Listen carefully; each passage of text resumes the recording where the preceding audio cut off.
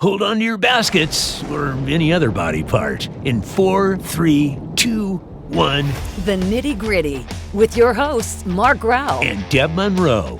A podcast with no boundaries that tells it like it is. This ain't your mama's show. This is the Nitty Gritty. Hello, everybody, and welcome to the Nitty Gritty. I am Deb Munro. Hi, Deb Munro, and I'm Marc Graue, and we have an amazing person with us. Today is the one and only... Ta-da! Elaine Clark. I was gonna wait for you to do her own... Well, okay. That's okay. I'm Elaine Clark, and if you really want to be official, my SAG name has the middle initial A. So. Oh, well, you're Elaine A. Clark, so that makes or Elaine A. Clark. Elaine A. Clark. I like that. I'll be there at Elaine Clark. Exactly. That's awesome. Well, Elaine, why don't you tell? I'm sure most people know who you are, but for those who don't, why don't you tell them a little bit about your history? You've been in the industry 40, almost 50 years, right? Oh, gosh. Well, I was a theater major in college, moved to San Francisco in 1979, and then within a few months of doing plays, realized that takes a lot of time. And someone said, have you heard about voiceover? There were 50 people doing voiceovers in San Francisco at that time. And I had moved from Louisiana, so I had a Louisiana accent. And then they said, well, we can't hire you. Can't sign you because of that accent. So then they thought I was British for a while. So that was kind of funny as I was sort of working my way out of that Louisiana sound. And then anyway, so then I started doing voiceovers, and at that time, and this is like 1980, when I really started getting into it, of course we were reel to reel, and so that's where you had to learn about precision. So I got into voiceovers, and I started then directing video games and working on camera and at trade shows. And, I've sort of did the whole gamut of things, because the Bay Area was great for me because the business opened up as I was ready to get in it. So right now we're sort of jumped into it. And at that time it was a small advertising market. And then Hal Riney moved to town, and then he did the Ronald Reagan campaign, and he sort of changed voiceover because it's Morning in America. Yeah, that was massive. Yeah, exactly. And then he would do the scratch tracks for that. And then everyone liked it. So it was his pattern was 3 gives and 1 takeaway. So it would be, it's Morning in America. This isn't the real ad. But it'd be like, the sun is out, the flowers are blooming, and the rain is coming down. So it was always like 2 gives, 1 takeaway, 2 gives, 1 takeaway, and all of his stuff. But he started the real person, way back in the 80s. And so then as Silicon Valley opened up, then there were tons of corporate narration and on camera and other stuff that's going on with the corporate. And then the video games came to town. And so they asked me to direct a lot of video games. So there were like 5 of us directing games in San Francisco. And then we would say, what should we call this? Should we call it concatenation? Should we call it parsing? So what should we call this? So we were kind of coming up with some of the technology and the terminology that went with it, because when it went from the body blow, with the basic stuff, as they had the arcade games, into having wait for it, DVDs. So then they had so much more space. CD-ROMs. CD-ROM got even bigger. Yeah, so now we can really get crazy.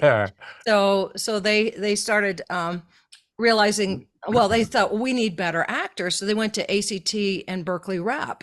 And then what, stage actors were used to doing is playing to the back row, and they were blowing out the microphone. And at that point we had to downsample things. So it just meant you cut off the top and bottom. So a lot of it sounded like my old Chatty Cathy when the little wrecker inside the toy got off, and it just went. So I had. Well, they were doing everything, backing it down to 8-bit. Yes. Yeah, so it would fit on this. So yes, it was 8-bit, and it was so much like it was so much like voicemail. So at the time, like recording stuff, the way to tell if you had good diction is you just recorded yourself into your answering machine. And if you couldn't understand what you were saying, that's what the 8-bit would be. And then you realize that's what it's going to sound like.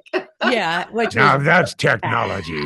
yeah, we've moved up, and then, I worked on, then got into toys, and, at one point I was in so many toys at Toy Fair that the company I was working with just said, they told me that they need, even though I had different voices, that you need to expand. Wow. So then they just started hiring other people, and I had, I started a voiceover school in 1986. So, and I had that for 32 years. So it just like things started going. And then at one point I thought, well, I have so much information, I just should write a book. And so I was talking to a guy named Ed Hooks, and he had written several books. And I said, well, do you want my phone number to my publisher over at Random House? I said, sure. So I just picked up the phone and called his publisher and said, hi, would you like a voiceover book? And he said, we've been thinking about that. Send me a proposal, and I'll give you 2 weeks. So I sent the proposal. I said, you got it, sent me in advance. And then I had that. And that was, so I was with Random House for the first two editions, and then moved over to what is it? Skyhorse Press. So I have to go, which one is it? They were actually, like, I'm surprised, because it was one of the first books ever written for voice acting. I'm surprised they even. It was the very first voiceover training book. There was one other book on voiceovers that got into the business, and that was word of mouth. And it's a nice Susan Blue. You're right. Yeah, the Susan Blue book. Right. And it had a lot of really good information in it. But I wanted to, because I also got a degree in education as well as being a theater major, that I wanted to take people through a step-by-step process of what the art is, of how to do it. So I came up with a lot of the terminology and what to do, because, when you first started in the industry, people would just say, oh, I like that, but you didn't know what you'd done. Yeah, of course. What was that thing? And I think that was the big difference. And way back when, they were willing to train you. No one wants to take the time to train you on the job. So you have to be really prepared. Now and then is, I think back in the day, and I became the start of the birthing of being trained to be in the industry versus learning on the job. I think a lot of you guys learned on the job because there wasn't a large competition, and it was very local. It wasn't like you were hiring people from other cities typically, I think, because technology wasn't there yet for that kind of a situation. Well, the neat thing too, there was so much personal contact. We were like, I remember, like voiceover gypsies. You'd run in and see everybody at the Buyers or at Hanna-Barbera or at Deke or at wherever you were going, or at your agent's office in the booth. And you'd have a booth director, which is a non-existent thing anymore. So it's kind of a weird, that part's changed drastically. I like that though. And there's some people complain about being live direct. It's like, no, it's great because you actually have a vision. You understand why is that? Oh, okay. No, it makes sense. For a minute, I thought you just had Tourette's and it was bad writing. But no. And you get to see each other, which is great. But as I was saying, I'm just surprised the publicist would even say we were thinking of doing a voiceover book, because I remember in the 90s, at least for me, saying that I was a voice actor, but it's like, a what? A what? Oh, absolutely. It was a hidden format. And I had so much grief from people saying, don't get this information out there because people are going to flood into this industry. Yeah. And so I thought, then I talked to some other people. I said, well, they're on camera books, go ahead and write this. And still people, you can learn as much as you can off of a book, but you still need a coach. You still need other stuff just to see that you're doing it right. But I just wanted to put it out there. In fact, I was so naive. I just thought, well, I'm just going to write it so people will leave me alone. So I can just act. That's why I was writing it, because people kept, there's so many lunches and everybody asking you all the time, coffee meetings that you can do, that I thought, well, I'll just do that and then they'll leave me alone. And then things got bigger for some reason than people. My daughter is so talented. It's like, oh God, here it comes. Yeah, there you go. Tell me how to get in the industry. What do I really need to do?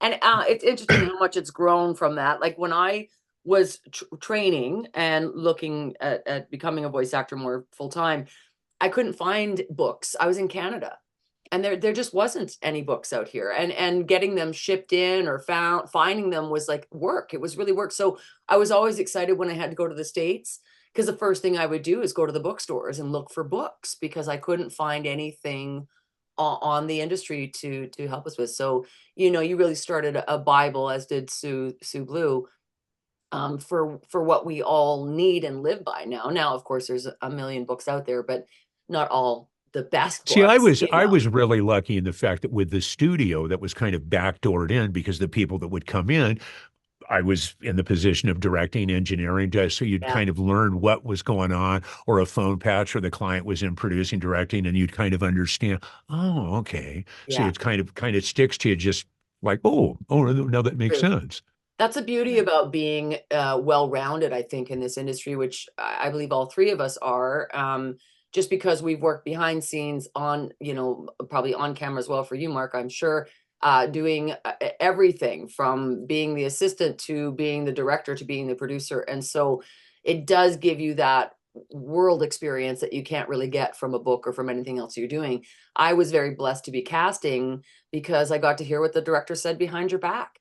And that's really one of the reasons that I've always wanted to write a book for the clients and for the talent that is not just about performance, but, you know, here's what they really say. Like, because I got involved in film, it was very catty, and, you know, people wouldn't get hired because they look like so-and-so's ex-wife, or like, there were so many reasons. And then that actor would go home, beat themselves up, like, I'm not good enough. And here, your eyebrow was wrong. Do you remember? You probably wrong. remember the actor Steve Susskind. Steve was a dear friend, and so Steve decided he'd take his little recorder and put it outside in the booth so he could hear what they were saying. I went, don't do that. You know, half the time when they're going, like, it's like, and what all he's saying is, I didn't want fucking cheese on my hamburger or something. But you're in the booth going, oh, shit. But to hear him go, God, he's put on a couple of pounds. Yeah. I thought he would do whatever. So you don't want to hear that. It's like, you don't want to know what they're saying. Leave some mystique to it. You know? Yeah, that's true. Actually, it's very true. I know Bob Bergen had a session that was continual, and he was getting very frustrated because he could tell that they were talking about him, and it was kind of pissing him off. So he went and bugged the chair. And then it was exactly what you said, Marc. They weren't actually talking about him at all. He thought it was all about him, and it wasn't. They get so upset. They were like, no, they don't have anchovies. Oh, yeah. And you're just thinking it's you. Exactly. And they're so upset, and they're animate, you know, because you're in this fishbowl, so animated, and you can't hear what they're saying, and it's really pretty. It's really pretty funny. So one of the things I find really fascinating about your career, Elaine, is all the talking toys. I know you did a lot of them, and I know you've done everything. You've had your hands in everything. Was there any favorite toy that you did? Anyone that stands out more than another? Oh, I mean, I did some Barbie, like, heads and stuff, like they would you know, fix the hair or whatever. And I would go around for a while and just be very narcissistic and go, don't you just love my hair? You know, I just love it. How about my outfit? I love my outfit. You know, so it was just every sort of narcissistic line that you could say. I thought that was really fun. So if I was with friends at a bar and we didn't have a bartender or whatever, then they say, do Barbie. And I go, don't you just love this bar? The bartender doesn't pay attention to you. And then all of a sudden they're like, what? Yeah, exactly. So you were really Barbie before Barbie had a voice.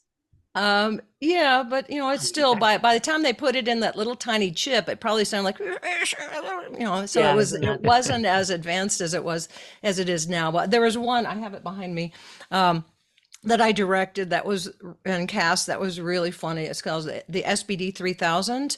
It's about a burping, farting robot bank. Oh my God. That it dances, it does rap, and then it burps, and then go, ooh, that's you know, and it has a little fan that comes out of the back, you know, when it farts. So it was the college kids loved it. Yeah, It was one of those, and I Okay. still want it. I still play around with it when I want some That's awesome. excitement. Now, I guess there's A the thing laugh. too. I used to have a toy. I just never thought of who voiced it ever, which I almost want to know now. And it was just a keychain, but it would say, "Shut up, fuck you, piss me Yeah. off, you're a jerk," and you just press the button wherever you are. Deb, that was your parents. Yeah. Oh, there you go.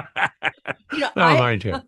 I had one of those, and I thought I would be so clever. I would just play this devil, said, "What are you doing in my car?" And it was late at night, and I got in the car, and my keychain went off. I scared the shit out of myself. And so I had to take it off because it scared me. It was Scared the you. opposite effect of what I wanted. There was Right.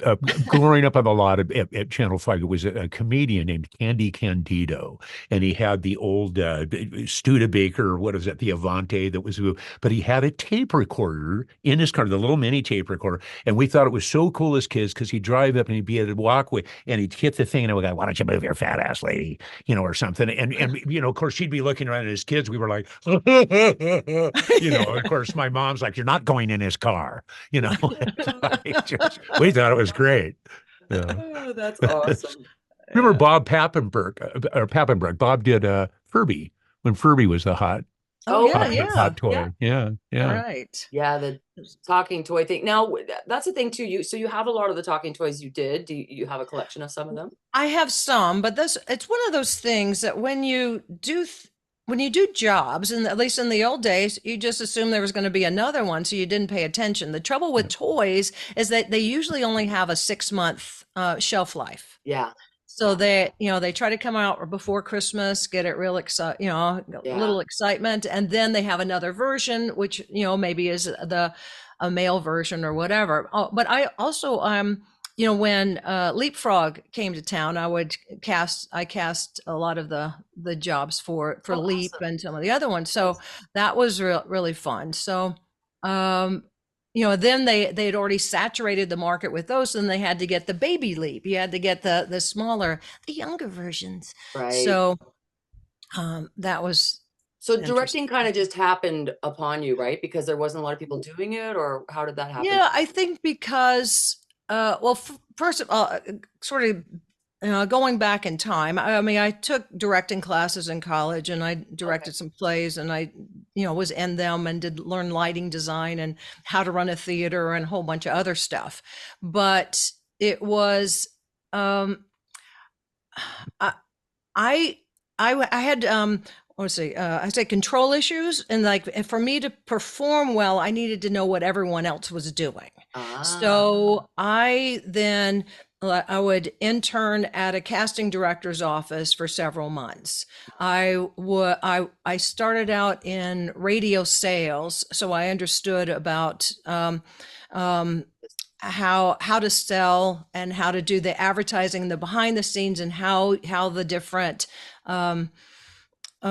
how everything's broken down into age groups and the target markets and how to deal with that. And The infamous run of schedule. It's like, yes, it's running at 10:30 at night, but hey, you're getting 8 the spots a day. overnights, and how because then I was a media buyer for a while, and then I got a whole lot of free stuff, because they want you on their station. So then I learned things from the other direction, and then I started writing copy for a small advertising agency, and then then I worked at Coast Recorders, which was the big recording studio in San Francisco, and then I got to be a fly on the wall on all sorts of different recording sessions and met tons of people. And then I realized that at that point, that I kind of knew a little bit of the, what everyone was going through. I remember I think it was like my third voiceover job. I was so excited to be with these two other people that I had already seen work, and I admired them so much that I didn't realize that the mic was always on. So as they were doing stuff, and my line was like, "He went that away," kind of thing. It was like I just had like a couple little bits that they were trying me out, but I was just going, "Oh." Just admiring the work. And then they were like, "Will you shut up?" I I was just like making all these like awe sounds of awe while they were recording, and then they just both turned to me and said, "Shut up." I was like, Awesome. "Oh, I guess Now, the Marc, mic's live. My internal sound is external. I need to be careful of that." my live was unfortunately swearing on the air, so they weren't as nice to me Oh, about that one. Now yeah. for both of you, um, what is where was I going to go now? I had a really great question for each of you. Um, shoot. Why didn't you get your contractor's I guess I license? should have wrote it down. Now Well, I've totally lost it. Yeah. I've totally lost it now. Let's talk about directing talent for a moment, because you've had a really nice fair share of that. Was there ever a time, or is there times that you remember where it was very difficult to direct talent, and why? Oh, it's because I thought, well, this was my philosophy, having a school and teaching people that I should give them a shot as best as possible.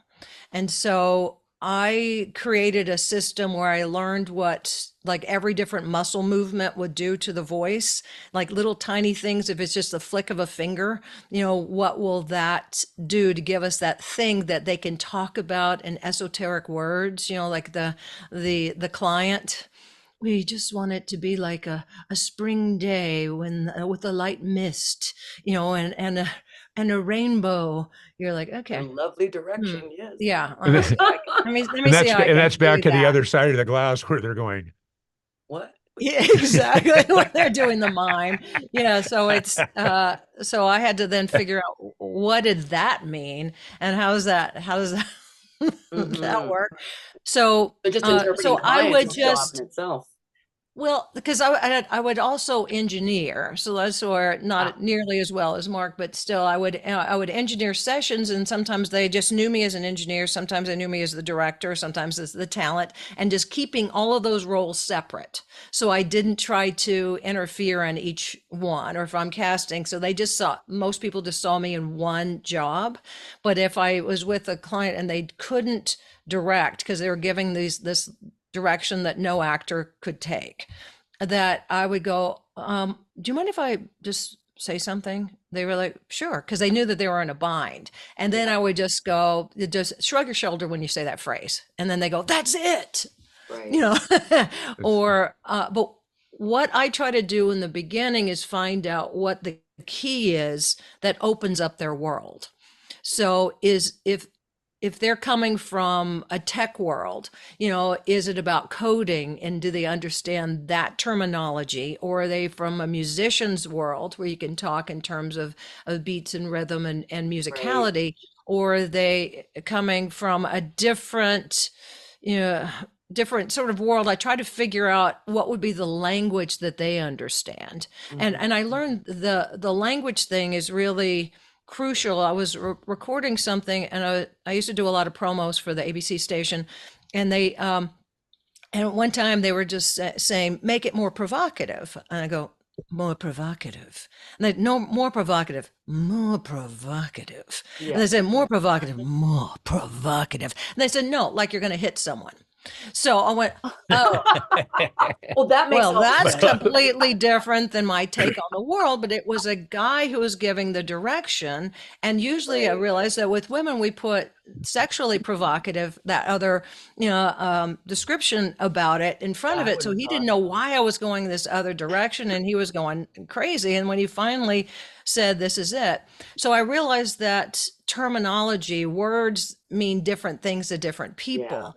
And so if you're not going in one direction with those words, find another word to Yeah. describe it rather than just keep saying the same thing so it doesn't become provocative, so The director spends a lot of their time just trying to interpret, whether it's interpreting how to speak to the talent to get what you need out of them, or interpreting right. the client, which a lot of times they don't, well, 9 times out of 10, they don't do what we do. So they don't understand how to ask for a lot of the things that they ask for, right?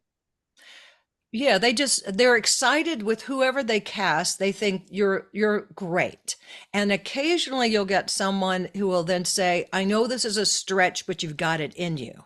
Mm-hmm. So that's where they're saying, I trust you enough to do it, but this is going to be one of your harder sessions. So sometimes people beat themselves up who are the talent because it wasn't as easy as normal. But then all of a sudden you have this new character that you didn't even know that you had. And so I think teaching people to listen and respond and not anticipate is a huge thing, And in directing. I think that's one of the hardest things for directors now for the younger generation, is because I don't believe listening is their biggest skill. I believe that they're so impatient. There's no patience in the youth. Everything's push button, push button. I want it right now, instant gratification. And so it's probably very difficult. I mean, I think it's just starting to be. I think it's still going to get worse and worse and worse, but trying to get through to people that an entire generation of kids who don't, I'm not saying they don't all listen. It's just they have a different listening skill set than what we had. We were very in tune to want to learn, to absorb, to adapt. Whereas I think with everything is available to them, all they got to do is Google it. It's always an instant thing, and they don't have that same skill set. I think it's going to be hard. What my prediction is, as I listen to kids debate direction now, they're constantly debating it. Well, my character wouldn't do that, and I don't feel this way. And it's like, well, I don't really care at this point, but this is what the character does. I feel that right now, when our generation is still directing, it's fine. They're still going to have to go through that process we did. But as their generation starts directing, are they going to have we've talked about before, the Army has an anxiety break now. It's like, But I so think it's like, how one are of you? the things too that you're hitting on is the fact that collectively we've all been on both sides of the Yeah, glass, and so when you've been on the other side, you kind of know what that person's going through. So how to explain what it is that you're trying to get across and what you want. And I've worked with directors, and I'm sure you have too, that were just extraordinarily caustic. I mean, right from the yeah, get-go, it was just like throw gas on it. It was like, and their style of direction was just like, no, I'm asking if I'll give you a line rating, right? And then it's like this, and everybody's just pissed off, and everybody's it's tense. Yeah, and you don't get anything good. It's just everybody's tense and da da da, and that doesn't accomplish much. There are sometimes people, it's very funny. It's the same situation as with music, that are tone deaf. I think I yeah. told you my Captain Morgan spot, where the line was simply, Captain Morgan, what do you say? That's it. Captain Morgan, what'd you say? Captain Morgan, what do you say? And the guy keeps going, Captain Morgan, what'd you say? And it's like, Yeah. no, Oh, no, it's not a question. It's like you're mid stride turning into an old Yiddish man from Florida. That's what you say. It's like, what no. to say? Yeah. And it's like, and he just was not hearing it, Yeah. just Yeah. over and over. And sometimes you have that where it's like, no, the inflection, if you're going down, it's just go like this. Like Hmm. this, no, like this, like this, no, Yeah. like this, like this. And then it's kind of, you're kind of looking, going, okay, let's Frustrating. try a different Yeah. approach on this. And sometimes, I mean, obviously, if the person is there and they've gone through that process and of auditioning, et cetera, there's something there that the client liked. So that's there. I think the hardest thing is if you're directing demos sometimes, and you don't, it's because everybody's wearing their ego Exclusive. on their sleeve, and you don't want to be mean, but Yeah. it's like, this is not. I had a kid I was working with who had a hell of a time with pronouncing anything, and it was like, but I think the medical narration, it was like, it's like, let me explain this to you. We're having a rough time on a 30-second spot. This Yeah. this Never is going to mind. be like Hmm. a really rough one, and so sometimes you try and point them in a different direction, and sometimes that's interpreted as, well, you're elitist. Well, you're well, I'll show you. It's like, okay, that's okay, got it. I apologize for overstepping. Just try. Or if people will hire you just for that, Yeah. and it's like, well, you're trying to give them extra. No, that's not. No, I like it this way. And I've had even, like, I want to do this. I want to put a space between spots because they're too tight. And it was like, but that's going to make everything come to a screech. No, it won't. My demo will stand out. And it's like, well, yes, it will. Not in the way you would like. Yeah. But, Yeah, too many directors in the Yeah. kitchen can be tough. And that's also a tough thing too. I know you've both experienced as well as I have, is when you have 6 clients in the room. whether you're the Oh, yeah. director or the talent. It's And like, they're all cooks. oh yeah, and they're all, yeah, they all have something different to say. They all want a different opinion. Well, let's try this and have some fun. I remember finally what I was going to ask you guys, which is this. It's just a silly thing, but did you guys on your report cards, did you guys get that you talk too much? If you Oh, would yeah. listen more? Oh, I got in trouble all the time. I think it's a prerequisite for I voiceover. think it's a prerequisite for voice actors. I had a about you, chair Marc? with a plaque on it in the principal's office. Yeah, I imagine you got in a lot of trouble. I don't think I knew the principal as well as It's you like might have. that, now it seems perfectly appropriate, but that coming out of a 12-year-old's mouth was not so good. And the teacher, for some reason, didn't seem appreciative. So Now, Yeah. I'm going to ask you both. So for myself, I was always a talker. I mean, I've always been a talker. I don't know how not to talk. There isn't an empty space I can't fill. But I wasn't a good listener, and I didn't know that. I had to learn how to be a good listener because I grew up an only child, so I was also very selfish.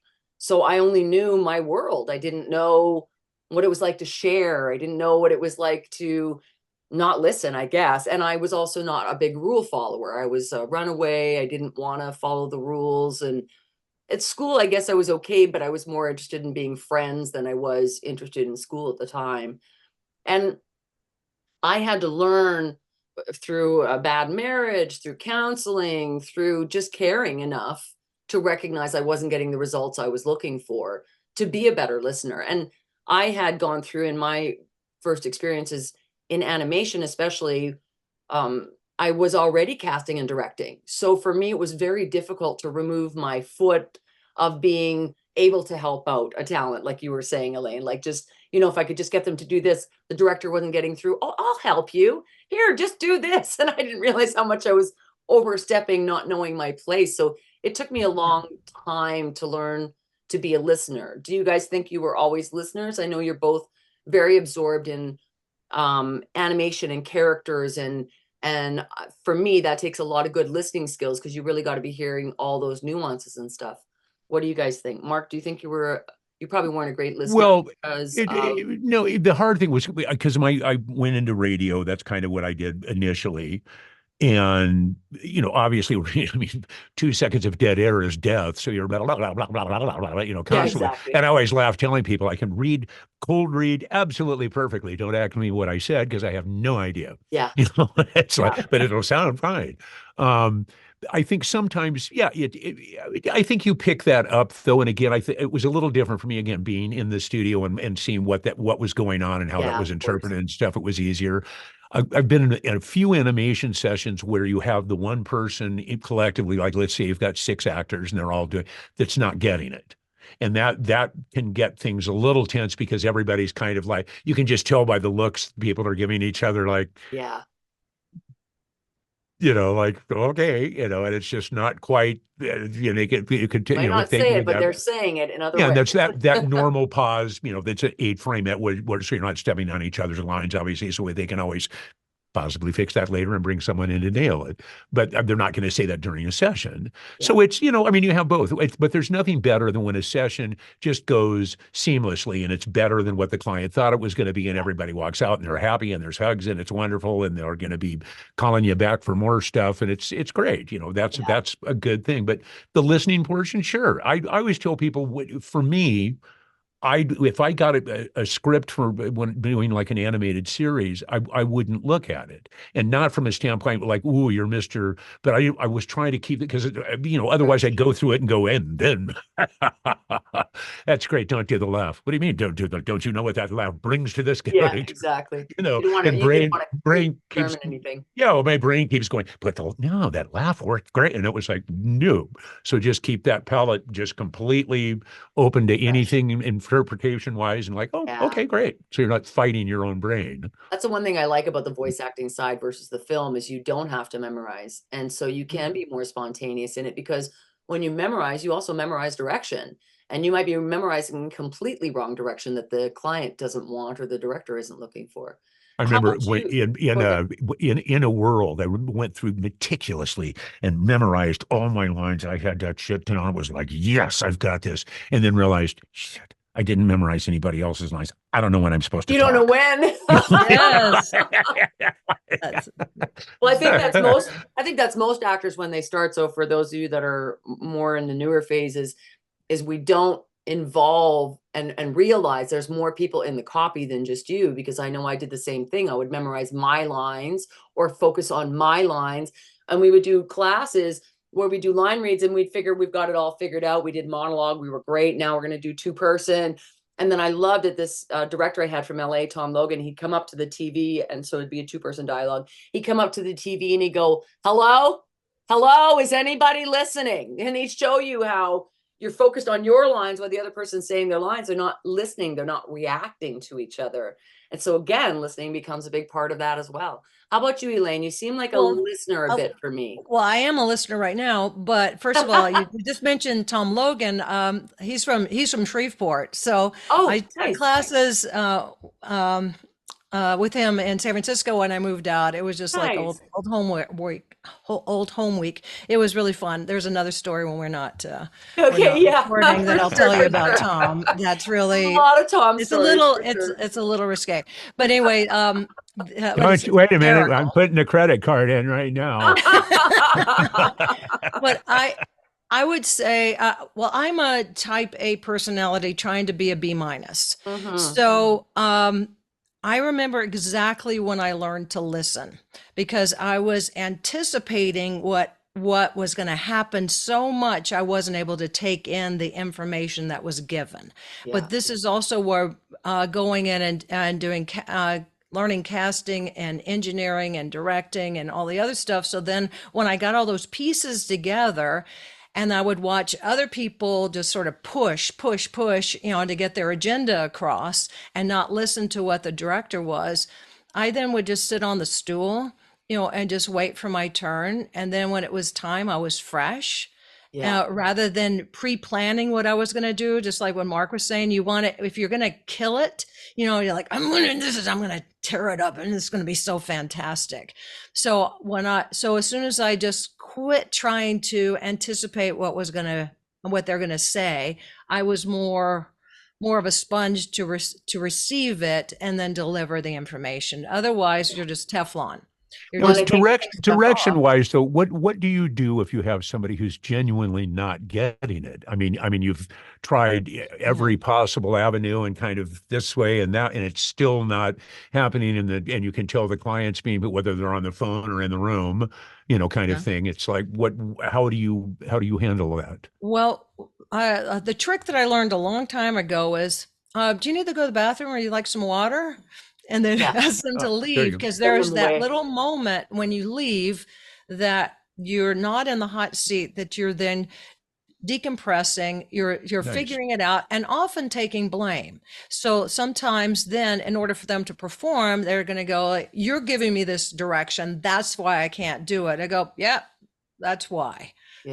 So then they can do a good job because they've placed blame somewhere, and then you can get there. So I don't take it personally. It's just part of the process. And other times they understand that they had some sort of problem that day that, became a block, and then they go, okay, I took care of it. But sometimes it just walking out of the studio for a couple minutes, or sometimes I would tell people take a walk around the block, was amazing. But I remember in my early times, I was asked to get water a lot. Are you thirsty? No, we think you're thirsty. We think you're thirsty. You need to go. We think you're thirsty. And so I just realized that it really worked. And the process that you go through, just going to the water fountain and then coming back, and then you're like, yeah, I'm ready. You get rid of some of that tension. So just breath of fresh air a little bit. Sure. Yeah. So that's one I think that's the hardest part for talent, is we tend to take things very personally. So if we're not pleasing the client or pleasing the director, it really can get to you. And then your performance is weak at that point, because now you're beating yourself up while you're voicing instead of let go. And I also think on the flip side, I think that's what's very difficult about being a director sometimes, because you want to say what you want to say, because they need to learn from the experience too. But at the same time, you have to be so careful, because it can ruin the entire session. It can just totally change things. And so I find it frustrating, even though it's a necessity. I find the same thing with clients. I would watch over and over, whether it was ad agencies or directors or the film crew itself, just kissing the client's ass the entire time. And then when the clients would go away, they'd be like, "Oh yeah, stupid asshole," or whatever. And I'm so candid, I'm so forward, and I'm so honest that I feel that there's an educational opportunity there too. And I think that everything can be said. It's just the way in which it's said is whether it gets, received well or not. And so I find that that would be one of the more difficult tasks for someone who directs a lot, is finding that balance. And judging by what you said as well, Elaine, and what I know of you, you need that whole well-rounded picture, which again, I wish all talent had, because I think that makes the best director. Because you know what it's like to be in the sensitive actor's shoes. You know what it's like to be the client waiting in anticipation and going, okay, we're over budget, we're over time. And so it gives you a much better perspective when you have those different angles. Right. And that's why I tell people when they get upset about getting direction, I said, have you been to those meetings? Do you know what they decided? Do you know what the client said? Do you have any of that information? These people do. Yeah. And Exactly. so when you're giving direction, it's based on something to keep their job, because and they can't tell you that. They're trying to do it as best they can to deliver this. And if you're doing something with multiple characters, you don't know what the other person has done. If everyone's coming in one at a time, you don't know that even though you develop this fabulous character, that someone else sounds kind of like that, and you got to change it. And you're just thinking, oh, I did an awful job. No, they trusted you enough to change. Yeah. So I realized that a lot of my work I would get was based on versatility. So if they were still writing the script, but they needed to cast it so people can be there at the right time, that they would go like, well, she can do it. If she needs to change it, we can make that work. So I'm not going to worry about that. So my whole job has always been to try to make the job as pleasant and as easy for people as possible. Now, I won't say that I was 100% correct or got that, but I'd say, a good 95%. Some things can go sour, but most of it turns out pretty well. But When you we bring all up a form really team. good point too, and that is be prepared to change. I Yeah. remember doing a video game and playing the Klingon captain beating up Captain Kirk or something. They went, okay, great, and we did all the lines. And it was funny. He goes, okay, we just now have a handful more lines. This is another Klingon captain talking to the Klingon captain that you just did. And it's like, well, that would have been nice to know, but because you don't want to. There he goes. Really? Yes. Okay. No. Exactly. True, actually. So it's I had like, a scene. I had a give scene me a one- second here, Yeah. to try and come up with. I had a Yeah. scene one time where we were dubbing, and it was an Italian film, and they didn't tell me that my character gets raped in the film. Like, they didn't even tell me. And so I had to follow along with the rape, and it was quite a graphic rape, to be honest. And so it was I like the challenge, I guess. So I like the spontaneity because, it's a challenge, and I think most of us like to be challenged a little bit. But it was quite an experience, and for me it was fine. I have no qualms about doing an audio of being raped, whereas someone else, and again, I go back to the youth of today, might feel very offended, might But feel that's an emotional scene. I mean, that's a very emotional scene. I mean, you got to dig deep. That's yeah. And it was- might we've bring done up that. some We've bad done that at things the for studio people. and had everybody in the is just in tears, going, God, because it's so powerful. It's like, so powerful. Yeah. I there's got lucky. I got a standing ovation because I got it all in one take, but it was like, wow. and I have been raped. So it's not something that I haven't experienced. I think a lot of women have, but I don't have that. I don't live in it. So for me, it was, again, I feel I can be a lot different than a lot of talent. I don't hold any job I do personally, not one of them. They're not me. It's not me speaking. To me, it's the client's words, not mine. So It's a I don't product. hold that personal attachment. I just don't. Whether it's political, whether it's that situation, whether it was anything, I just don't seem to have that boundary that most talents seem to have, which I respect. It's just, I feel like it's not me saying it ever. It's never me saying it. I didn't write the project. If I wrote the project, maybe I'd feel differently about it, Now, were there jobs, let's talk about that for a second. Were there jobs that you were just absolutely, you don't have to mention it, obviously, if there's a reason not to, but that you were absolutely just, no way, there's no way I can do this? Elaine? There were, well, I remember one job, I won't say what the name of it was, and they had written it very misogynistically. And I was like, really, do you need to do that every time? You Yeah. know, can there be some variety here? And Yeah. so, fortunately, they had a meeting and decided it was too much too, because at the good. at the company, they realized that they had some women. So every time there was a woman, they didn't have to say derogatory things and make it all just, you know, because some of the women were the bosses, you know, so it's like, how are you going to play this out? So that was an interesting one. There have been a few that I mostly would be on camera that I didn't feel comfortable Yeah, with, that's different. because that's your face. Yeah, I think that's Or there would different. be some sort of voiceover job that you just really don't believe in, you know, when Yeah. you get into politics or whatever. If you don't, Something this is controversial. where if it goes into your soul that you like it or you don't like it, you believe or you don't, then that's where it's, if you can't rationalize it in your life or separate it out, then that's where I would not Take it do it. on. I remember Yeah. one time I had a friend, he was doing a movie and he wanted me to play this part. And he said, it does have this, you know, like a nude scene in the shower. How do you feel about it? I said, well, how do you feel about having a middle-aged woman? This is not going to be pretty. You know, do you really want that? Sure you want that? You sure you want that? Mhm. And then my husband was like, you're going to have to tell your mother. And the director was like, you don't have to tell her. Yeah. It turned Keep this out our that secret, it can't didn't we? work. It didn't work out. The Yeah. show changed and I had another part in it that Yeah. that required full clothing, but it was just an interesting, Yeah, I think what film would is I very do or what different. wouldn't I do? Yeah, I think film is so different because then there's a visual presence that, you know, with audio, most people, except for short of animation, no one cares who voiced it. Like no one except But for the voice interesting actors. thing is, and you bring up an interesting point, it is acting. And I think have brought that up before where I've had a number of people, oh no, I can't use that kind of language. That's not, and Yeah. it's like, it's a character. Yeah. And it's like, if it's, I mean, again, the running gag is you guys I usually play, I never play the guy next door. I'm the guy that kills the guy next door. So there's all kinds of Of language, course. you know, so you know, it's, to me, it's a character. It's not, Yeah. it isn't, there's nothing. I told, you know, about jobs turning, I've told you the Scientology story. This was way back when I was with William Morris and they said, you booked it tomorrow at 3, great. Where is it? The Celebrity Center in Hollywood.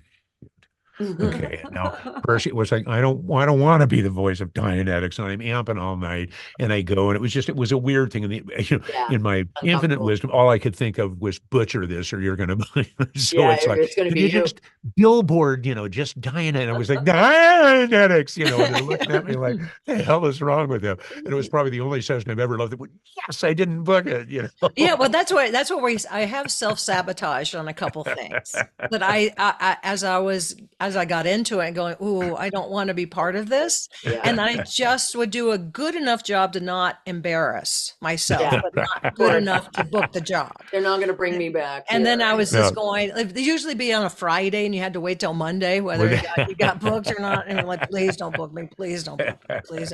Oh, speaking on the opposite though, I know that there was I had written my first play and and my funding had fallen through. And so I went, oh, I have to make X amount of money in like a week. So I then every audition and job that came in, I just was so super focused on it. I booked every single one. And so I made exactly the amount of money that I needed to keep this show afloat. Nice. And I asked the people, what was it that made you want to cast me? He said, I don't know. I kept thinking about this other person. I kept feeling this pull coming over towards you. So I've been working on trying to do that more often, but I think it has to be something that you really have in your gut and your soul in a deep, deep rooted way that creates that. That's Because right. just saying, I want it, this will be fun, isn't that same sort of feeling. Or the deer in the headlights look with, oh God, I hope I book this. And you can Yeah. immediately, you can hear it, you can feel it, you can That's just, right. you can tell. Absolutely. Well, that's I why find talent anything agents always say that if an actor comes in and said, "Man, I just killed it. I was so great," they just didn't take get their it. name and go, "Did not book Yeah, it." and that's how Cross the I feel line through too. it. As soon as I feel, I say it's the ones that I didn't do as good on, or I didn't feel I did as good on, that I book, and then the ones that I feel I nail, it's like, really, really, okay, okay, okay. Well, I have a funny story. I was an on-camera actor in this Microsoft commercial, and I had to like dump all my stuff out of my purse on the sidewalk trying to find my phone, and then I realized it's someone behind me who has the phone and it's not my phone, so I put everything back in, and then I walk off, and the director came over to me, "When you tripped at the end, that was brilliant." I said, "I tripped? I was just being me. It was a Yeah. sidewalk and I tripped, but they said it gave it an ending that he was just saying that was brilliant. I wish that I had thought of that because that would have been great." And how I got the job to begin with was gave us a lot of props to pick up. And then there was a flashlight in it, and I somehow turned it on and put it in all the auditors' eyes as I was trying to do it, and then dropped it. And then they was like, I was the perfect clumsy person because I'm really good at that. I mean, that's everyday life. And so I just left that audition going, oh my God. So after 20 was more takes of tripping, No, they got it then, so it was fine. But that's I just great. like dropping things, whatever. I'm good. So everyone has a special skill. I should put that on my special skills list. Yeah, exactly, Dropping things. I exactly. usually drop things and catch it with the other hand though. So I'm coordinated in my clumsiness. That's where you go back to being yourself is what they want the most, right? That's what's Yeah. most castable about us. It took me a long time to learn that one. Oh yeah. Now, what kind of advice would you give to talent in understanding clients, like trying to understand their perspective? Because I feel like of all the classes I did take, and like broadcasting they taught me about the client. They taught me about the client the whole year I was in broadcasting. Client, client, client, client, client. And so I have such a different understanding of client, I feel, than a lot of the voice acting classes that I ever took, because they never talked about the client. They always talk about, the job and the acting and doing these things. But I think that if people had more understanding of what it's like to be on the client's perspective, they might not judge them as much. Because I hear a lot of judgment about clients, bad writing, they don't know what they're doing, this is a poor budget or whatever, being non-union, I get a lot of those. What kind of advice would you give to talent about how to understand and respect the client's perspective? Well, I think a lot of actors think it's all about them. So what the focus is on the actor and not on the product being the star and the audience being your connection. That's what changes it. We are just the vehicle that is presenting information that's going to make people feel and take action. Yeah. So if they don't feel something and take action, then it doesn't really work. So I just I will, like, doing a demo or producing, and I said, well, that's a great concept. Who do you think will buy this? They're like, oh, I hadn't thought about that. Well, that's kind of major.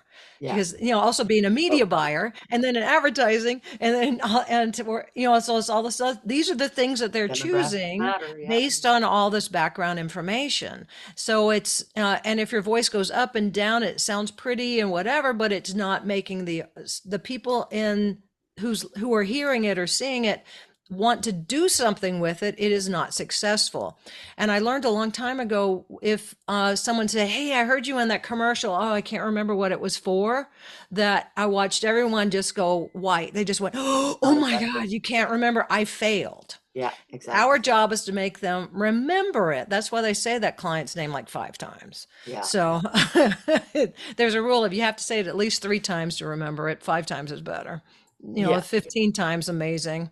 And then they just put like an and in between it. Yeah, exactly. But that's like the $30 million ads in the Super Bowl and go, yeah, God, that was hilarious. What was it for? I don't know. Yeah. You know, but it was It funny. gets too clever. And that's what we have Yeah. to be careful Yeah. of. That we don't get too clever. They can't get too clever either. And then just finding that humanity that you can connect with. And if you wouldn't buy it, then they don't buy Yeah, it. of course. So we have to get past any of the blocks so that we believe everything we say. And we all know that we've gotten scripts that we don't believe. Yeah. You know, so and now what, you know, how do we get past that? And everyone has their system of doing that. And what is your system, Elaine? Like, so Marc talked about he doesn't like to look at the script at all first, which I think is great because then you got Well, that's that why bit of that's fun, anime. Just, I mean, just for you know. animation Well, specifically. Well, what Marc was saying was great because there's when you know your craft and you know that you're going to bring that spontaneity and that freshness to it, and you've already developed your character enough, it's all about listening and responding in an organic way. Now, when you haven't developed those characters and you don't know how it works, that's where you have to work harder. And so everyone's trying to do the thing that Marc was saying he does, but you can't do it right off the bat when Yeah, you you've first gotta learn start. what you're doing. You want to aspire to that, and that's why, you know, in my book I've had it each time just going the 4 levels of learning. First, you're unconsciously incompetent, then you're consciously incompetent, then you're consciously competent. If you're thinking about it, you can do it. And what we're trying to get is unconscious competence, so Yeah, that you of just course. are doing things just like tripping on the sidewalk.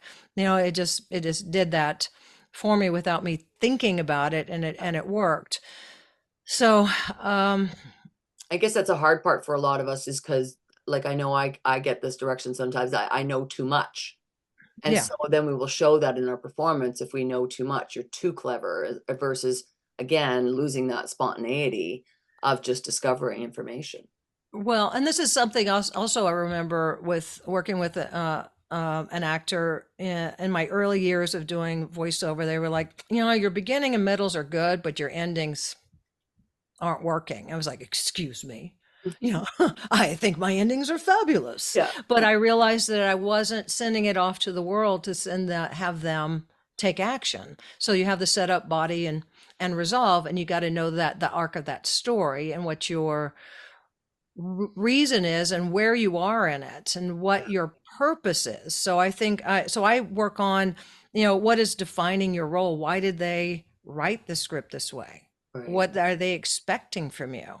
Mhm. You know, so that you're not just doing the read, say it a gazillion times so it all gets stale. Yeah. Because that doesn't work. You have to, it's about imagination. It's about creativity. It's tapping into something that is unique and personal to yourself, because that's the only thing special that we have. Mhm. The other stuff, everyone, whatever voice is out there, there are other people with the same kind of voice. So, but you're the only one with your life experience. Yeah, that's right. And The that's hard really thing- what we bring. The hard thing now, it seems, with localization, you know, you get all kinds of, like a Chinese game they want to do in English, or a Korean game they want to do in English, and what I love it when they'll send samples and it goes, okay, here's the voice samples, having no idea or reference what line, and it's like, Yeah. Which line? and if you're looking through the script going, where is that? Yeah. I don't, and I, you know, and sometimes it's rough because you really aren't entirely certain, is that so, or they're speaking softly, but the American English version of it is not soft at all. It's very commanding. You know, so it's sometimes you have to make that decision, and also, once again, be prepared to change it up in the middle of the thing. And when you have somebody live going, "Oh, no, here's what's happening," giving you that arc of it's okay, now thank you for speaking slowly. Now I understand. I'm only about halfway through Hooked on Phonics, but you know. And it's also I've localized a lot of Japanese video games and anime. Mm-hmm. And the one thing that Americans don't have is a good oh. So when you have that, and we go it's just not the same. You have to go oh. It doesn't have the same weight because we just don't have that sound, that emotion in American English. The same so intensity. that has that guttural thing that. So when they do that, we're all like, oh, it sounds like bad acting because the other is so intense. But for us to do that sounds so fake to American English. I see what you mean. Yeah, that's the thing. You're like, but then you go, it just doesn't have the impact because you got to It's stretch it true. It's out. true. I think that's the hardest sound to localize. One of my favorite things I learned from you, Elaine, was you had told me I was doing a little boy voice, like my Chucky, if you will, or my Bart Simpson, and you had said, Debbie, girls don't laugh like that, or boys don't laugh like that. And I didn't grow up with boys, period. No dad, no cousins, no nothing. So it was very interesting to learn about not just concept of understanding script and interpreting script, but it's that character development, which I know you are very good at and very intricate on. And so I always took that to heart, and was able to apply that in everything I did. It's like, okay, can you relate to being that samurai? And how can you relate to being the samurai if you've never been a samurai? And so that takes a lot of studying and stuff for actors to really, again, good listening, to understand that it's okay to sound fake in that moment when it doesn't feel right, because that's what they do. That's part of like when you listen to a lot of the Asian culture, they sound very intense, and it might not be an intense conversation. So every thing that we're mimicking has a different layer of intensity, connection, feeling. And again, if you can't interpret yourself in those shoes, it makes it very hard to bring those things to life. Well, right? there's a lot of people too that don't look. It's like you get your copy for an audition and they look, oh, there's my highlighted lines. And you go, blah, blah, blah, blah, blah, blah. Okay, fine. And we'll say, but you're not stopping to what is the story? Who are you talking to? How many people? Where are all of the where, wins, where's, all that kind of stuff. But it's like you're just going through and reading highlighted lines, and it sounds like just that. You're reading them. Yeah. And that's what we know acting is reacting. We have to react to something. And then, especially if you're localizing, you're just doing one character at a time. And so you can hear it depending on where you are in the recording process. You're either going to hear the original sound or you're going to hear someone that's been replaced that you're responding to, which is going to completely change it. And I just know that when I would work on projects, there are certain people who were great at the beginning, and other ones I had to save to the end because I needed everything filled in, and so that's where we have to figure out what kind of actor we are, and that's part of the director's job, and figuring out how to do the casting, because also our voice changes throughout the day. So if we have a series that we're doing, that we can't have you at 10 o'clock one time and 3 o'clock in the afternoon the next time, because it probably won't match. Yeah. It's very true. Very true.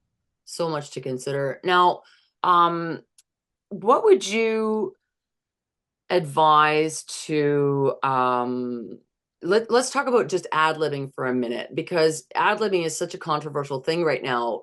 I know, having watched and studied under a lot of you guys have been here forever. Ad-libbing, especially in animation, it's almost like everybody's fighting for the last line that doesn't exist. It's like you're in your own little playground, and there's all this conversation happening, and you're just reacting to it the whole time.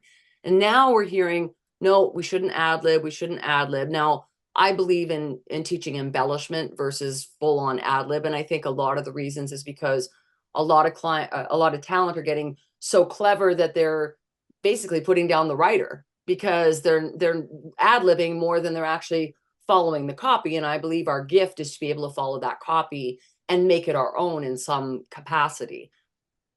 What do you guys think about ad-libbing, where it sits right now versus yesterday? Is it something you still advise talent to do? Do you still ad-lib yourself? I mean, I do still as well, but I use a lot more embellishments than I do like sounds and stuff like that, versus full-on sentences that I'll change. But I also feel that it's a necessary way to really bring it somewhere else that no one else is going to bring it. What do you guys think about that, Elaine? Well, I learned a long time ago. I don't think it's changed, because I learned from some people that would just do the personality sounds. They never changed the script, and it would just come alive and be brilliant. Yeah, it does. Yeah. And then other ones that would throw in the ad libs, but it seemed to, and it worked for some. Most people it didn't, because people got too clever. Yeah. So if the ad lib is organic, and ad lib means you haven't pre-planned it. Yeah. And so a lot of people will pre-plan their ad lib. Now you are a writer. You are not Writing the it on the performer. script. Yeah, they write it on the script. That was, and I'll tell you a funny story. Years ago, I was in this one commercial. I was with another person, and we had to. They said as soon as we came in, said we've got everything approved by the client except for the ending.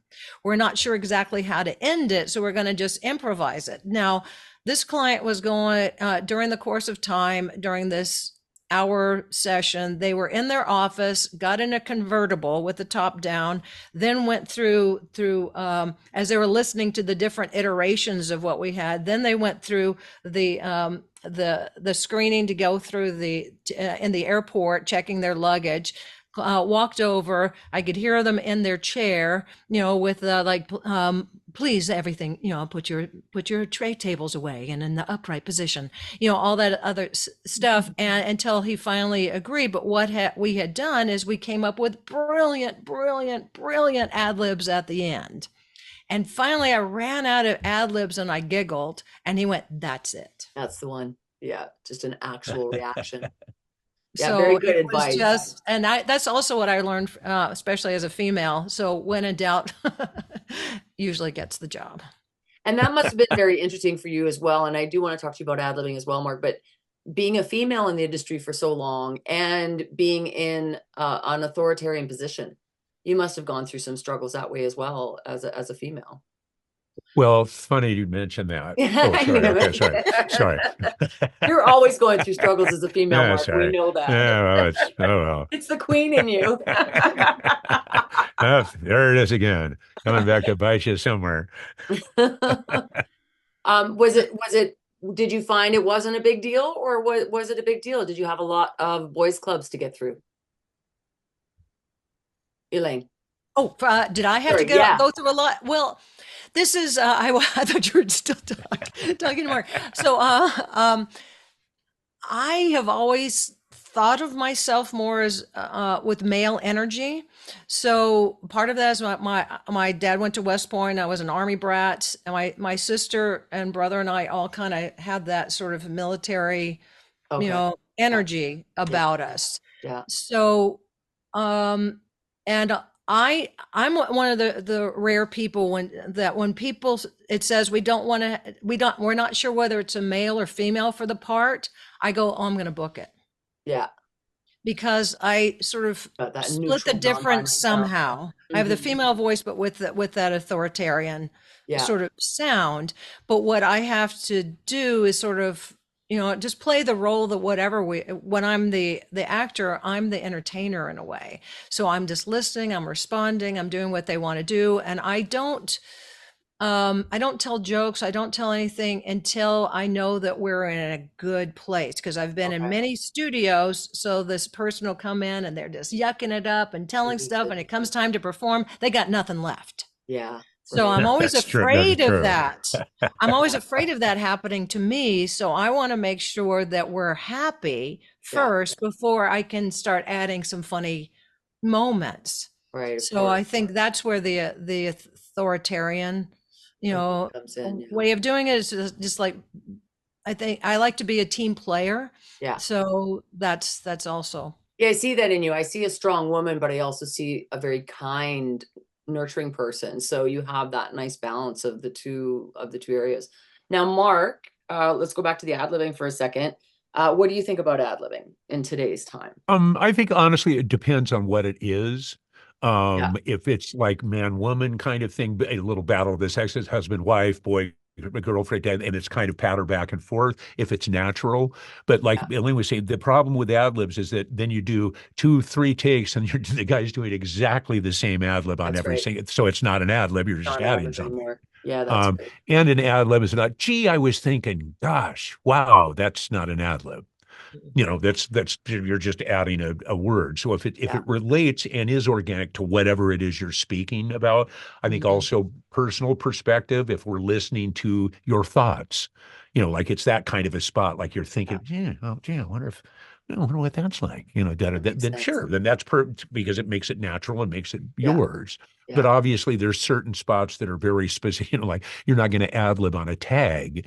Yeah. Hey, They have to change the Or billboards on the narration. bus and the Yes. bus and Yes. all that. exactly, exactly. Or And so corporate that's, that obviously isn't going to work. But I think, like we were saying, it's just if it's organic and feels right and Mhm. brings something. I always tell people it's the same thing with language again. Bad language. If you have a video game character and you roadmap, look through the copy, really, and it's in there already, if you feel that brings something to that character, And that's then good. that makes sense to add that. That if you feel it brings something extra to the character. If you don't see language in there, you don't want to go, hey, look, it's fucking Mickey, and watch him go. Right. You want to be adding in. It's I like also think that's that not the place to add that. I think that a great place for people to learn more about permission slips and ad-libbing other than embellishments, as I said, is when a lot of talent, as you guys know, they don't read the in-between stuff. They don't read the direction or That's what's going on. And there's some that's good back to ad-libbing rating your moments. highlighted lines, and Yeah, that's it. it says Yeah. it's that she's screaming in the background, but then you just ignore that and you're not screaming in the background as much as it is written in there. It's still an ad lib because it's a direction. And Sure. I think a lot of talent just assume that they're going to do sound effects and stuff for that. But that's where you can really highlight your ad lib skills is being a good listener. But read the script and really know what's Exactly. Read going it all on, the so way you through. know what the story is. It's Yeah. like this is And this your is what part my in part the is. story. There Yeah, you go. exactly where you were Exactly. going. So I think, just uh, this is where I when people have that pre-planned, look, I got to tell you, and then they say their line, Yeah. it a doesn't lead-in. do anything. Yeah. But they've been It's the told by a lead-in. lot of people you got to have that lead-in line. Yeah. The lead-in line or the emotional sound is to get you to a place that you're real. And so an acting teacher I had many years ago, I said, what's the difference? How do you spot a good actor? He said that there's no difference between the person sitting in that chair and the one that gets in front of everybody else. Right. So that you're bringing those natural moments to yourself. Sometimes it's a highlight. We have fantastic days, we have terrible days, we have everything in between, but you're bringing that realism of that moment from your life rather than just going, I'm going to kill this. Wait till you hear this lead in line. This is going to be great. Exactly. And that's the same with any film actor. When you're really falling in love with an actor, guys, it's not the actor's character that you think you're in love with. It's actually the actor, because that's the most raw place. They're bringing everything of them into it, and that's what really does make a great actor. And it took me a long But you time. do have scripts like on whatchamacallit, it's with oh, great, Marc. There was a brain fart. Yeah, I had one today. You're loud. No. But there are shows that basically they're scriptless. You basically walk on. They go, okay, this is what's going on, and you need to be able to keep up and have that make sense. And those guys are phenomenal because then it sounds natural and it is organic. It's all directly from the heart and kind of okay, and that's what you would say. That's right. And in that case, that works. But you need it takes a while to get there. And like you were saying, an ad lib isn't that. Let me tell you, it's like, wow, how did you come up with that? There was a guy named John Crawford, and he would do an outline. He would come into the studio and say, where's the script? It's still in my head. So he hadn't written it down, but he had all these, Round Table Pizza and Amazon when it first started out. So then he would just go, this is my idea. Let's just ad lib the beginning of it. Now let's ad lib the middle of it. Now let's ad lib the ending of it. We never knew it was there. So I remember being in one for Amazon, and we went off on this tangent because it was always like dialogue stuff, that it was about being on, where did the books go? Remember they just sold books a long time ago. And so they said they're on the Nina, the Pinta, and the Santa Maria. So where are they? Then we just sort of ad libbed that they were in the Bermuda Triangle. But how are you going to get it out of the Bermuda Triangle? Then we had to do an ad lib stuff that went along with that. So you would have a full hour and a half of just ad-libbing, and then you'd hear it and you go, whoa, that's fantastic. Yeah. This is so fun. And that's where everyone wanted to work with them because we just got to play. Yeah, exactly. Rather than that's cool. If the client gives that discretion, is awesome because doesn't happen that much anymore. I guarantee there are too many sign-offs. But at that point, he was like, It's true. they just trusted them and said, we know it's going to be good. So That's true. That's a That's big great. change now. There's so much that can't be said. So ad-libbing becomes a big challenge. There's Well, just so many rules now. I have a question too. So where do you sit as far as the wokeness of VO now, as far as inclusion and I mean, I understand it entirely. I've talked to a number of people. If it fits and there's a reason for it to Yeah. be there, then of course. But it's odd to me when it's there simply for the political correctness, and it doesn't. I don't know. It's like, what is that bringing to the script? I'm not sure what, and I don't necessarily. I don't mean name like why is that? It's like I sometimes try and understand. Well, I'm not sure why that is. Other than Mandatory I'm now being versus natural. Yeah. no. well, they're just, I think it's, well, I have to go back and tell a story because for a while, this is, first of all, I highly recommend if anyone's able to birth your own talent agent. So I did that with my first child. I didn't know that was going to happen, but she would help me with that when I was directing video games. And then she ended up being an intern at the talent agent. And then Oh, she became the perfect. booth director. And then she became my agent. Oh, that's So awesome. that was fantastic. And then she became the talent coordinator at Electronic Arts, and she did that for 12 years. So so that was during the times that they were negotiating, like how to make it inclusive in the video games. That's then people will say, well, how should I act now that I'm non-binary? Or you're like, the way you always do, just sound like Same. you. Yeah. So that was it. So now that there was a period of time when the the descriptions of people were inclusive, that then that it was appealing to, they wanted to know, well, how should I make it more so? Right. They was like, no, it's just be Be you. you. So Yeah. I But there's think, that other side of that too, though. As an actor or actress, shouldn't you have the ability or at least be offered to go there and see if can you do that, or does it need to be specifically that person? well, I know that's a there's two big schools of question, thought. right? Yeah. I Oh know that's yeah. a big Yeah. question right Yeah. now. Is like, because I think it's trying to even out, Sure. Yeah. the jobs for It's trying to create everyone. neutrality, but it's also dividing. And I think you're a great Yeah. example of someone who maybe didn't identify as non-binary, but your voice is. So you were someone before ever it became a terminology, vocally wise, that you could slip into the male or female category and, take on each of those categories.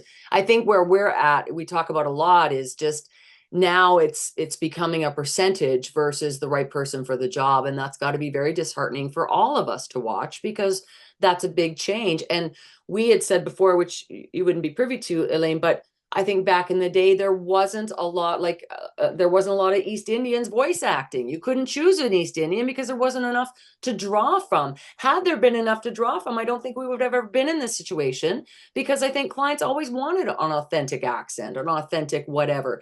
But I think the core message for people to hear is there wasn't enough available at the time. They weren't voicing, they weren't there, they weren't doing demos, they didn't have they just weren't out there to be found. And so now we see that, but it's sad to watch it be a mandatory versus, again, right person for the job, because Well, there is it no is. visual here. There's no It's visual. You don't it's know. odd that it's mandated, but then you have other things where Irish, German, Russian, Scottish, those are all perfectly acceptable Yeah, and that's fine. fine. You don't Or necessarily Canadian have to be well, or but I mean, American. as long as it's a good. I mean, you Yeah, do that accent very well, yeah.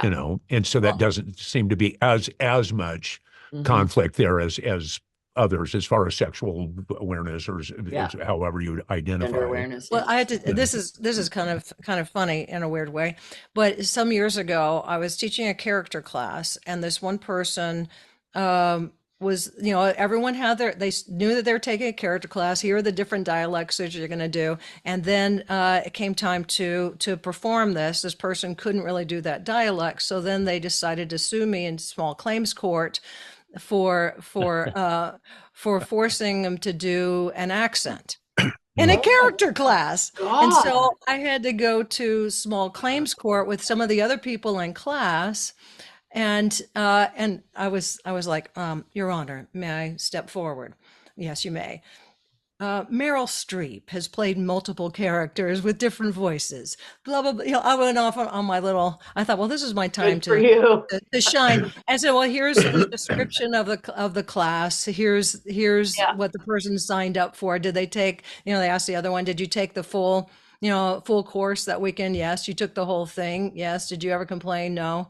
So he just went home and realized that it wasn't for him, and then I got notice that to go to small claims court for him being forced to do a character voice when that wasn't his Wow. background. I think it was like Irish or something. Crazy. So it wasn't, but it was an interesting moment. I have a similar story. I got years and years and years ago, there was a woman in town who you would recognize, her name is no longer around, who moved to Arizona. And anyway, I had done an animation demo. And she was listening to it, and the tears, oh my God, this is so great. It's perfect. About a month later, I get sued in federal court because her wife, or girlfriend at that point, was an attorney. And basically my guy goes, well, pay her off. And I went, what? And of course the veins are popping out. And he goes, because the way it was filed in this venue, he goes, it's going to probably be 2 years before it ever comes up, and you're going to be responsible for all of the. And it was like, what? Wow. I never made any representation. It's like I'm not. But why would? No, I never, Right. And it was right. And lo and behold, had to to pay it off, and it was that was my first foray into, now obviously contractor, they said this is no way representative, exactly. but at the time it was like, I'm just doing a demo for someone, and I thought it would be, and it was like, holy shit, really? And I'll go back to the fact that, I feel voice acting is the only separation of an industry in regards to this conversation, because that means I'm not allowed to do a chipmunk. Why would I be allowed to do a chipmunk? I can't relate to being a chipmunk. Is that prejudice now? And so that's where we go back to, there's this fine line. Let me ask you, do you have chipmunk tendencies? Well, I do. Okay, sorry. I got lots of and nuts. how many attorneys work for chipmunks? I think. Yeah, exactly. Yeah, I suppose that's true. Not too many are representing them. Oh, Elaine, this was wonderful. Thank you so much for joining us. We'll have to come. We could talk forever. This is so fun. I know. I was gonna say, we'll have to have you come back, because these kind of stories are golden for talent to hear. And I do think that the industry's in for a rude awakening for a lot of lawsuits and things like that for people. Like, I had the same situation asking a girl to talk sultry, and she told me that how dare I pick on her. She was an African American and put her in that position. And I'm like, I don't give a shit who you were. You could have been a boy, girl, anything. I would have still asked you the same thing. So I think that we're going to see big changes in that. Luckily, hopefully we'll be retired by the time it gets too insane. Anyway, if they want to get a hold, go ahead, Marc. Sorry. I just thought, as a sign off, we should sing "We Are the World." So yeah, there we go. Great idea. Elaine, how do they get a hold of you if anybody wants to grab your services? Okay, so my website is ElaineClarkVO.com. So ELAINECLARK. VO voiceover. That's clever. And this or a Gmail is ElaineClarkVO@gmail.com. And you have all training options, and you have some products and books and stuff like that. I have, there's Money Where Your Mouth Is, voiceovers for podcasting. I have 2 apps, Activate Your Voice, adding melody to your voice. I'm currently writing a 3rd book, and I do coaching services and some classes every once in a while, but I did lots and lots and lots of classes for over 30 years. So I'm now many years. Not as many as I get it. And I'm so this, and then having opportunities like this to be on a great podcast. Awesome. Well, thank you, Elaine. It's been our pleasure to have you, and thank you for joining us. You're a hero in the industry. You both are. So thank you both for your time, and I really appreciate this, and I'm sure other talent do as well. I am going to sign off. I am Deb Munro, and you are Elaine? Elaine Clark. and I'm Marc Graue with the Nitty Gritty. You've been Nitty Gritty. Take care, everybody. Bye-bye. A podcast with no boundaries that tells it like it is. This ain't your mama's show. This is the Nitty Gritty.